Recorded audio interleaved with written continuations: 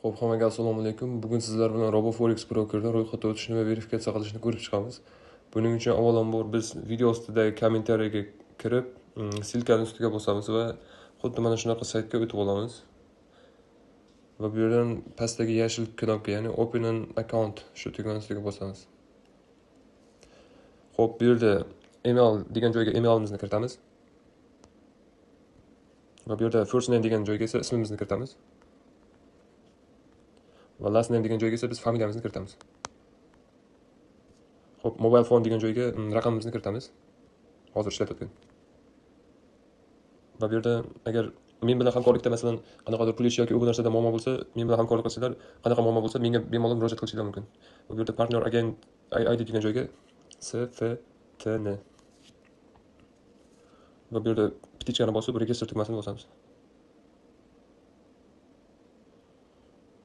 Xo'p, bizda bu yerda akkaunt ochildi va bizning qiladigan ishimiz bu birinchi o'rinda verifikatsiyadan o'tib olish. Buning uchun Getting Started degan tugmaga bosib, mana bu yerdagi Verify Personal Data, Verify ustiga bosamiz. Xo'p, bu yerda ko'rib turganingizdek, bu yerda status bizda barchasi no bo'lib turibdi, ya'ni hali verifikatsiyadan o'tmagan.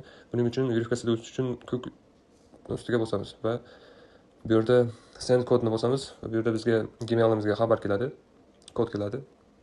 O'sha kodni bu yerga kiritamiz.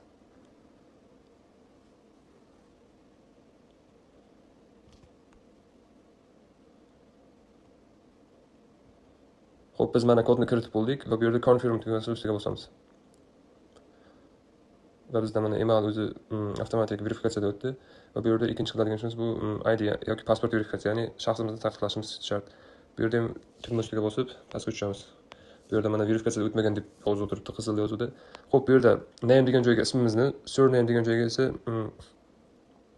familiyamizni kiritamiz. Xo'p, bu yerda gender o'g'il yoki qiz bola bo'lsa, genderimizni belgilaymiz. Bu yerda male o'g'il bola, female qiz bola. Xo'p, tug'ilgan kunimizni va bu yerda esa ikki joyga noni belgilaymiz. Xo'p, bu yerda ID karta raqamimizni va qayerda tomonidan berilganini va qachon berilganini va qaysi davlatlarimizni belgilaymiz. Xo'p, bu yerda esa choose file degan joyga biz ID kartamizning yoki pasportimizning tiniq suratini bu yerga to'g'ri qilib yuklaymiz. Muammo bo'lmasligi uchun tiniq holatda yuklashni tavsiya etaman. Xo'p, ikkinchi qiladigan ishimiz bu adres verifikatsiya, ya'ni yashash joyini tasdiqlashimiz kerak. Bu yerda choose bo'limiga official residential registration shuni ustiga bosib, O'zbekiston va qaysi shahardanligimizni va adresimizni, keyin postkod, ya'ni zip kodimizni kiritamiz. Maslahatim buni MyGov'dan olishni maslahat beraman, ya'ni yashash joyi to'g'risidagi ma'lumotnomani. Xo'p, bu yerda choose file degan joyga esa shu MyGov'dan yuklab olgan PDF yashash joyi haqidagi ma'lumotnomani bu yerga yuklaymiz va send tugmasini bosamiz. Xo'p, bu yerda biz verifikatsiyada o'tganimizdan so'ng ko'rishimiz mumkin. Bu yerda status bo'limida uchala qator ham verified, ya'ni tasdiqlangan bo'lib chiqadi. Ya'ni biz to'liq tasdiqdan o'tdik, ya'ni verifikatsiyadan o'tdik. Xo'p, bizning keyingi qiladigan ishimiz bu real account ochish. Buning uchun real account ustiga bosamiz. Xo'p, bu yerda biz platformani tanlashimiz mumkin. Bu yerda MetaTrader 4, MetaTrader 5 yoki RoboForexning o'zining shaxsiy Stocks Trader platformasi bor. Bu yerda account type, bu yerda Procent, ECN, Prime, Pro. Bulardan to'rtalasidan birini tanlashingiz mumkin. USDT, currencyga USDT ni, leverage ga o'zingizlar xohlagandek kredit yetkazishni tanlashingiz mumkin. Bu yerda 1200 gacha tanlash mumkin. Xo'p, bu yerda password joyiga esa esimizda qoladigan parol kiritamiz. Ya'ni bu yerda katta harf va kamida 8 ta so'z, bundan tashqari bizda belgi va raqam ham bo'lishi kerak. Xo'p, partner agent ID. Men aytib o'tganimdek, men pulni yechishda yoki depozit qilishda muammo bo'lmasligi uchun mana shu paroldan foydalanamiz. Va confirm tugmasini ustiga bosamiz. Xo'p, real account ochgandan keyin qiladigan ishimiz bu depozit qilish. Buning uchun biz funds bo'limiga o'tib, bu yerda deposit funds ustiga bosamiz. Xo'p, bu yerdan biz shotni tanlaymiz. Qaysi shotga depozit qilmoqchi bo'lsak, bu yerdan biz ikki xil usulda Quick Payments va bank kartalari orqali to'lov amalga oshirishimiz mumkin.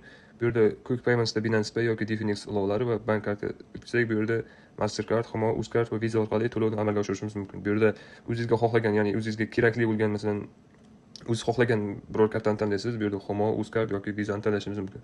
O'zbekiston hududida Humo va Uzcard keng tarqalganligi sababli Humo va Uzcarddan bemalol depozit qilishimiz mumkin. Buning uchun biz Humo ustiga bosamiz. Bu yerda minimal depozit 130 ming so'm. Qancha depozit qilmoqchi bo'lsak, o'shani tanlab olamiz. Masalan, 1 million desak, bu yerda continue tugmasini bosib, bemalol to'lovni amalga oshirishimiz mumkin. Keyingi qiladigan ishimiz bu real account ochib olganimizdan so'ng, depozit qilganimizdan so'ng akkauntni MetaTrader 5 platformasiga ulash. Buning uchun biz MetaTrader 5 platformasiga o'tamiz va bu yerda RoboForex deb qidiramiz. mana chiqdi. Xo'p, bu yerda account turini tanlaymiz, pro yoki SN. Va enter login degan joyga biz mana bu loginni nusxa olib bu yerga joylaymiz va account ochayotganimizda yangi yaratgan parolimizni password degan joyga kiritamiz. Va hammasi tayyor bo'lgandan so'ng